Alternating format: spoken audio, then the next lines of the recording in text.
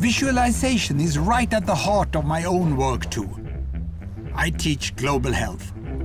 And I know having the data is not enough. I have to show it in ways people both enjoy and understand. Now, I'm going to try something I've never done before. Animating the data in real space, with a bit of technical assistance from the crew. So, here we go. First, an axis for health. Life expectancy, from 25 years to 75 years. And down here, an axis for wealth, income per person, $400,000, $4,000, and $40,000. So down here is poor and sick, and up here is rich and healthy.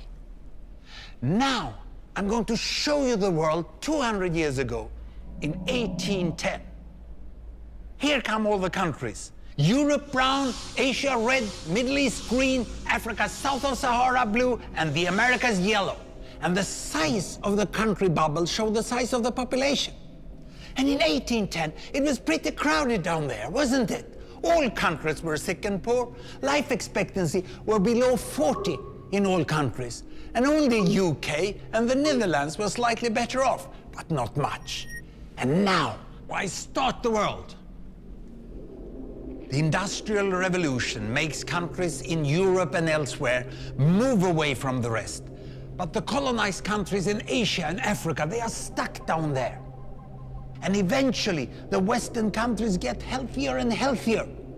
And now we slow down to show the impact of the First World War and the Spanish flu epidemic. What a catastrophe! And now I speed up through the 1920s and the 1930s. And in spite of the Great Depression, Western countries forge on towards greater wealth and health. Japan and some others try to follow, but most countries stay down here. Now, after the tragedies of the Second World War, we stop a bit to look at the world in 1948. 1948 was a great year. The war was over, Sweden topped the medal table at the Winter Olympics, and I was born.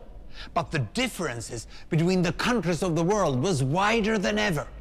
United States was in the front, Japan was catching up.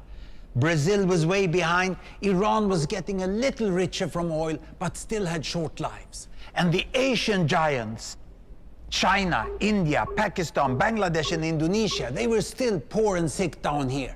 But look what is about to happen. Here we go again.